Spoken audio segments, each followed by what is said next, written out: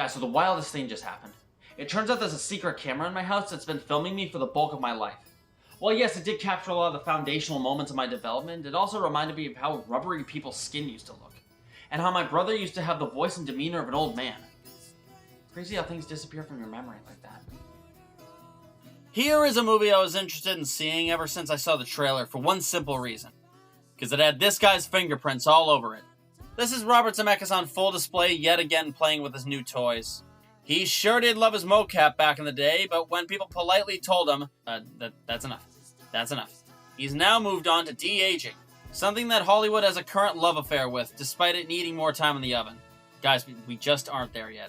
The Irishman did it fine, and there's a few shots in Indy 5 where it looked okay, but this is like trying to make an Avengers-type movie with the CG standards of 1985.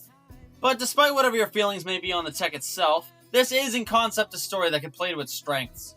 A film where each scene plays out in a master and the angle never changes, taking place entirely in one room, even seeing what it looked like before and after the main characters lived there. Sounds neat, right?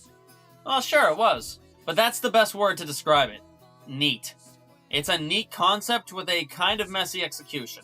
The movie has a non-linear structure and bounces around between each of the families that have lived in the house, but they don't connect in any real way or even transition into each other well.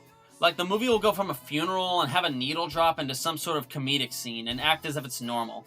From a tone perspective, this movie is as straight as a hedge maze. Like, it would have been cool if you saw how each of the families made their own unique mark on the house and incorporate them later. And that does sometimes happen, like with the old Native American woman's necklace being found, but it doesn't really amount to much. They try to go for this theme about how we all have shared experiences by showing like one funeral happening right after another, but the idea is barely touched on.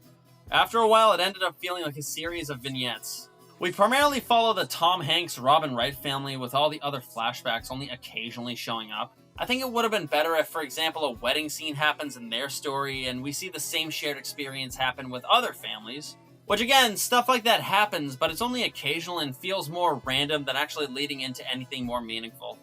There's this overarching theme about giving up on your dreams for the sake of what's familiar and never moving on, with the Tom Hanks character being a skilled painter but gives up on it to provide for his family. But they don't really explore that in any deeper way other than repetitive scenes of Robin Wright going, "I want to move," and Tom Hanks going, "We can't afford to move." Repeat that for an hour 45.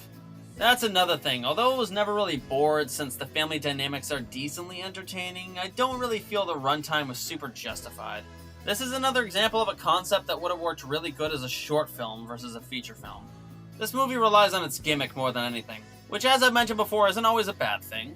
But getting back to the effects, the tech is just not there yet.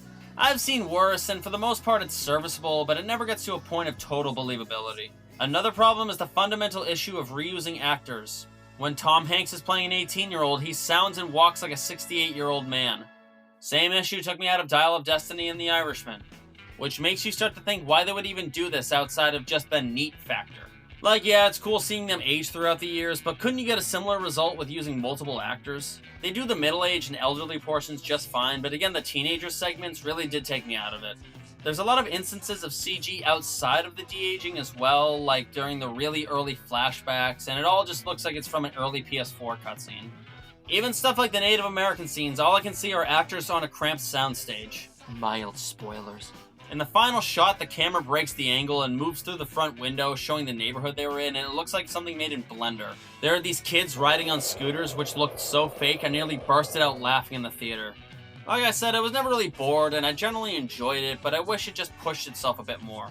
Go see it and form your own opinions, but for me it was just serviceable, which sucks to say because I really did go into this wanting to like it. Bobby just couldn't bring it home this time.